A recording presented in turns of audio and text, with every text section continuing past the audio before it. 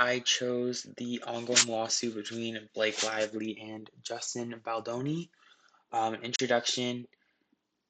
It ends with us. Blake Lively is a successful actress who has starred in multiple notable projects, such as the hit TV series Gossip Girl. She is married to Ryan Reynolds, who's also very successful and a huge name in film. In 2024, Lively starred in an adaptation of author Colleen Hoover's novel It Ends With Us. The film was said to be directed by Justin Baldoni, who also stars as the male lead. Justin Baldoni is a director known for films such as 5 Feet Apart, as well as acting in the hit TV series Jane the Virgin. Baldoni was set to direct as well as star in the Ends of This film adaptation. Hoover's novel is portrayed as a romantic drama, but it contains aspects of domestic abuse and trauma. Baldoni's film adaptation performed well, grossing $351 million at the box office. The two leads never appeared together at the red carpet events, thus sparking rumors of tension. In December of 2024, the New York Times published a story alleging that Baldoni and his production company were talking with PR consultants to engage with an intentional smear campaign against Blake Lively. This was due to Baldoni believing Lively would bash the film and/or himself. In response to this, Lively opened a 93-page civil complaint detailing sexual misconduct and harassment on the set of It Ends With Us, as well as an attempt to destroy her reputation if she made these allegations known. Baldoni responded with a counterclaim, accusing Lively and her husband of defamation, extortion, and hijacking the film, as well as the New York Times for the article accusing him of the smear campaign.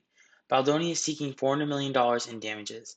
As the case moves to court, a date is set for March of 2025, social media's perception of the two stars is noticeably different. Day by day, there has been revelations to the drama between them, such as the leak of a voice message between Baldoni and Lively during filming, apologizing for crossing the line with his behavior.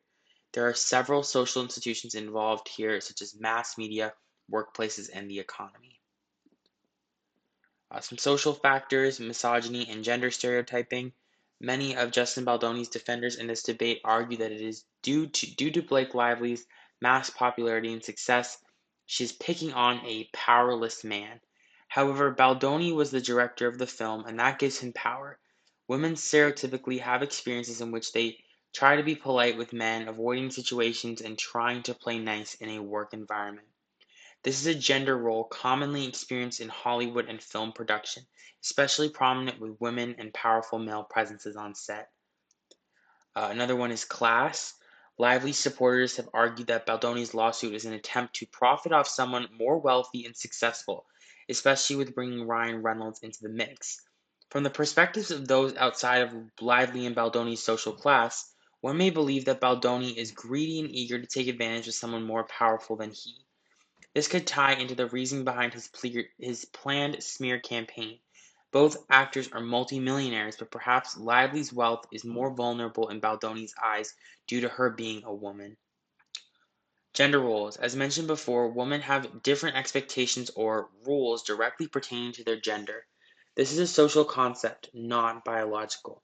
Though Justin Baldoni behaved inappropriately with Blake Lively, her rules as a woman would make her believe that she should let it go and be polite. Many women behave like this, especially with their male bosses. For example, Uma Thurman, who experienced harassment from Harvey Weinstein, who worked with her on movies such as Pulp Fiction. Thurman continued to be polite and work with Weinstein as these were her expectations, quote unquote, as a woman. Privilege. Though people in the media have seemed to take sides with the two stars, one cannot forget the amount of privilege both Baldoni and Lively share.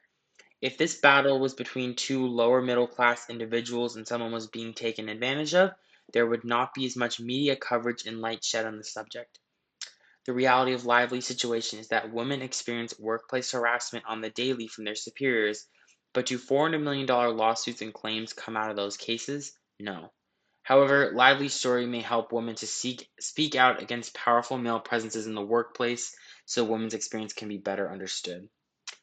Social media. Social media is a huge factor in how culture and the media spread, especially in terms of current events. The fight between Lively and Baldoni has been highly publicized by TikTok, in which people speculate with different opinions on the matter. This is how Ryan Reynolds was villainized. A hugely popular rumor that arose from TikTok was that Lively was having an affair with Baldoni, which caused him to initiate the smear campaign against her in retaliation. The speculation about Reynolds has no concrete evidence, but it represents how hungry the media is for conflict, especially between two affluent celebrities. The male gender can be highly villainized by social media due to gender roles, which can be why Reynolds and Baldoni are sometimes portrayed negatively.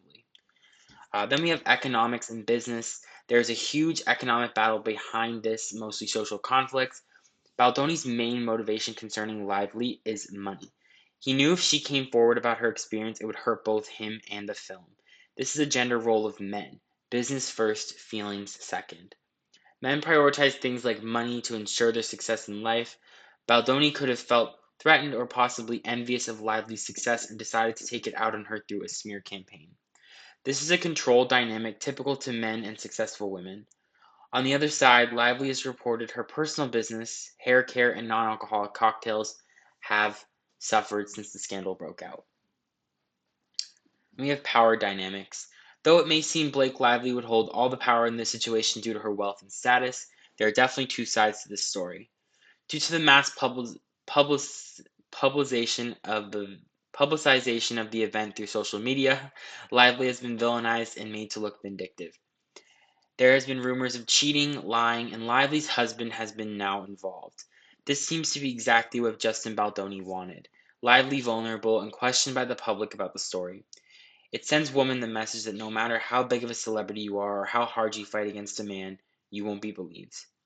Men still hold the power in these situations. Supporters of Lively's have rallied against Baldoni and given her some amount of power, but hearsay is hearsay, and Baldoni seems to not be backing down. Power is manifested through gender roles, especially in situations such as these. Conflict between a man and a woman, this highly covered by the media, places some power in either gender, but men typically hold a majority of power. This is due to the oppression of women. Society's treatment of the gender has given women less sense of power.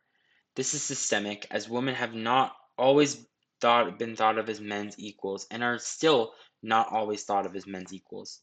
This is how male power has manifested in society and is a lot of how Justin Baldoni's supporters perceive him and villainize Blake Lively. The conflict between Blake Lively and Justin Baldoni is something I followed on TikTok and Instagram as it was first ongoing. As the impending lawsuit continues, I can't help but think of how Blake's career has foreshadowed the event.